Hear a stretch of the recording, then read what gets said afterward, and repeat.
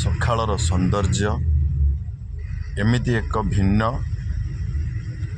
ମହୀଶୂର ଓଟି palace ଯିବାର ରାସ୍ତା ଦୁଇ ପାର୍ଶ୍ୱରେ ଥିବା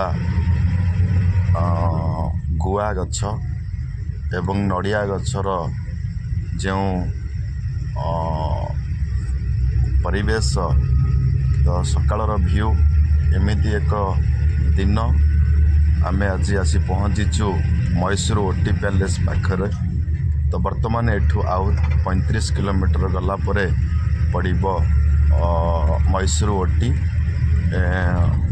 ଯେମିତିକି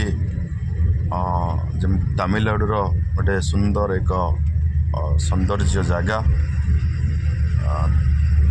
ତ ଆପଣମାନେ ନିଶ୍ଚିନ୍ତ ଆସନ୍ତୁ ଆଉ ମୋ ଭିଡ଼ିଓକୁ ଯଦି ଆପଣ ଦେଖୁଥିବେ ତାହେଲେ ଲାଇକ୍ କମେଣ୍ଟ ସେୟାର ମଧ୍ୟ କରନ୍ତୁ ଏବଂ ସବସ୍କ୍ରାଇବ୍ ବି କରନ୍ତୁ।